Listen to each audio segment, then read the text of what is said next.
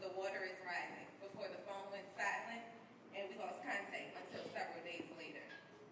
Frustration grew as we could not reach other friends and loved ones to see whether they had made it out. And eventually, the realization hit me that no pinch would ever be great enough to awaken me from this bad dream. It is said you never appreciate what you have until it is gone. Well, on that tragic morning, I really began to understand what it means to say, there is no place like home. My world as I knew it came crashing down. As a junior at Benjamin Franklin Senior High School, life was all about friends, laughter, football games, and the prom. My life quickly went from being perfect to being in perfect shambles.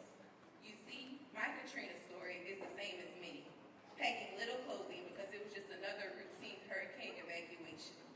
We were 13 people piled in a 3-bedroom house without working phones or power and eventually no running water. But it was a blessing to have a place of refuge. I listened on a portable radio of the devastating story of Katrina, but it was not until a week later, after finally locating a generator, that we noticed firsthand what occurred. Sure, I entered a new school, new classes, and made new friends, but something was always missing. While I was accepted with open arms, I still missed my home.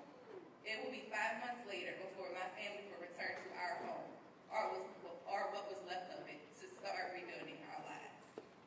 Approaching graduation in 2007, it was time to decide on a university.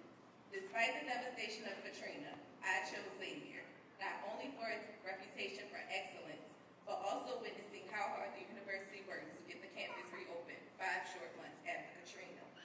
Today, it is hard to believe that the devastation of Hurricane Katrina was 5 short years ago, but we at Xavier University are proud to be winning the recovery battle and to continue moving forward aided by generous support from the federal government, alumni, and donors.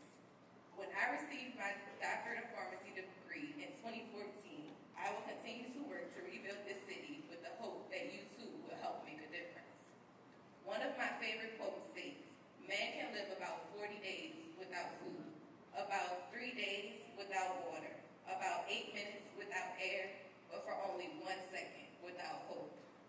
As I stand here this afternoon, I am proud to be a part of this campus in our city that has come back strong thanks to the dedication, faith, and hope of our leaders and citizens.